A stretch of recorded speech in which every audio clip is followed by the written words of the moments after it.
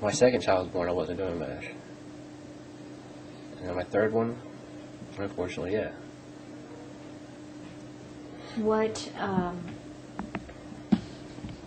you know, you were a dad at that point. Did that matter when you were clean and you decided to pick back up? Yeah, but you don't think about it really. I mean, it's not. In your mind, you're thinking that you're not really hurting anybody but yourself. I mean, but you don't think about that either. It's just, hey, I'm going to get high. I think that's interesting because I thought, what I've perceived is once you're hooked, you're hooked. You can't get off of it and go back. Like, be like cold turkey. I'm not going to do it, and then I'm going back. Was it kind of like you would stop, and then those people wouldn't be around that were doing the meth? No, I mean, I still have friends that would do it. You know, I just did do it. So now other people, some people can't do that. I mean, it just. Now what? That's. I just want what you say you stopped, but then what would bring you back? I mean, you have to be feeling better once you were off of it, or was that when your mind was clear? Yeah, I mean, yeah, but I don't know. Sometimes it would be, you know, you're just with a bunch of friends, and it's like, hey, you know, they're doing it. It's like, well, why not? Who cares? Just one time, and then it's just that one time, and then bam, you're right back into the cycle again. And then, you know, you get off of it or whatever, stop, and then the cycle starts over again. And pretty much what did it the last time for me was, you know, I had a job. I was a construction worker, and I got laid off, and, you know, unemployment wasn't cutting it. So I went to the one thing I knew I could survive with, you know, manufacturing again. And that's how the cycle started. When was that? Did you start up, which led you to this? Was that before? Was that in 2010? No, before, probably 08. 08, okay. But there was times between when I started back at 08 and in 2010 that I did stop for several months. You know, I'd get back to work, get, you know, my job going, and then I didn't need it. I didn't need the hassle. I didn't need the money because I, you know, had income coming in, and I didn't care for it. And then when that job quit, and with the economy being what it is, construction workers are struggling hard, especially union construction workers like me. And it's hard. And I just did what you know, I had 3 kids at home to take care of, a wife, and bills to pay, and I'm not the type of person to go ask for help. I won't run to my family. Now I do. I mean, but then I wasn't. I had too much of an ego. I didn't want to look like I was, you know, needy for anything. So I went back to doing what I knew that would work in our county. Now, when you started cooking, and like I told you before, my image of meth labs are out in the woods, that kind of thing. Did you always cook in your basement? No, I wasn't. When did you kind of bring that into, I mean, do you think that you got sloppy? No. Why did you bring it inside the home?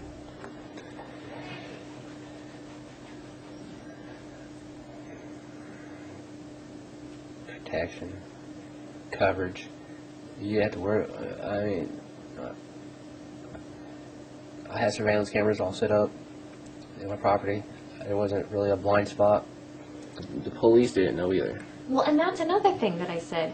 It was not that far from the police station. No, they didn't know. But, I mean, so was there ever a worry? I mean, you're near a police station. You're in a neighborhood. And you have a meth lab in your basement. Sometimes. The times that would really get me, not really worried, but more on my toes, would have been like Thursday, Friday, and Saturday night when the club was open. Because then, you know, the West Terre Haute Police and state police officers and sheriff's department kind of patrol that area more because the club's open at the time. That would kind of get us more alert, but it didn't stop us. Would you, how many times a day would you smoke it, you think? Numerous.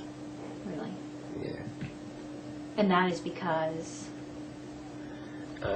Sometimes it's just, after you get, done cooking that batch and everything, you want to try it out. And then others, it just, you get 3 or 4 friends together, and that's all what we did.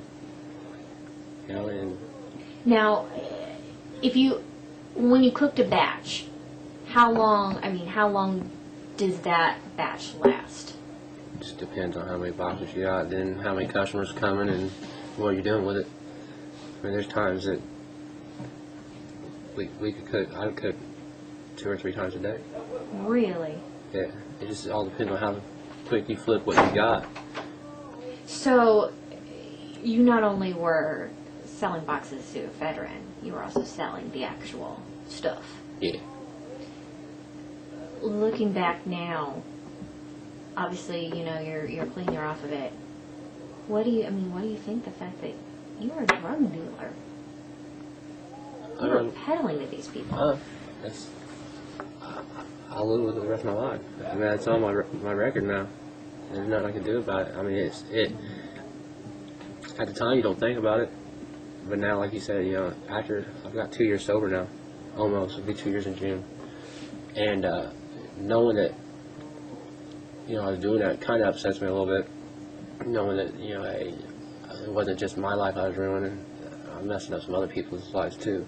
But then you look at it at that time, when you think about that, it really doesn't matter to you, because it's their choice. It's their choice. It's not my choice. I'm not making them do it. They're coming to me for it. I ain't going to them with it. They're coming to me. And but now after looking at it, it kind of bothers me sometimes. And, just because I don't want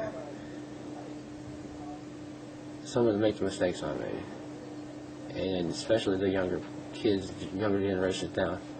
I mean, like I said when the cops asked, if I was seen someone burnt or messed up like I am, my mind might have been changed from the beginning. Now, I ain't going back. I ain't going back. It ain't worth it no more. I mean, do you think, when you get home, I'm sure, there are still people around your area that are doing it. Have you cut those friends that still do it? Have you cut those people out of your life? I haven't talked to none. I talked to one. He was a real good friend of mine. I talked to him a few months after I got out and was able to start getting around and everything. He was more concerned about me, about how I was, because he got a hold of me through another friend, and he's like, he just wanted to see, make sure I was okay. We all lived that drug lifestyle. Some of us were friends still. It wasn't just because of drugs. It's not. It's kind of hard. It's kind of like a family type thing almost. When you're working together and you're doing this, you're almost a family, because you're constantly together all the time, and you know what you're doing. And like I said, he was real concerned. He wanted to make sure I was all right. And then he asked, he's like, so what are you going to be doing? I told him I'm done. And he looked at me and goes, I'm proud of you. I mean, I'm really glad to hear that. He goes, you got to do what you got to do. That's good. And later down the road, he's probably got more from me that he wishes he can change and do the thing too. And I don't know. I wish the best for everybody.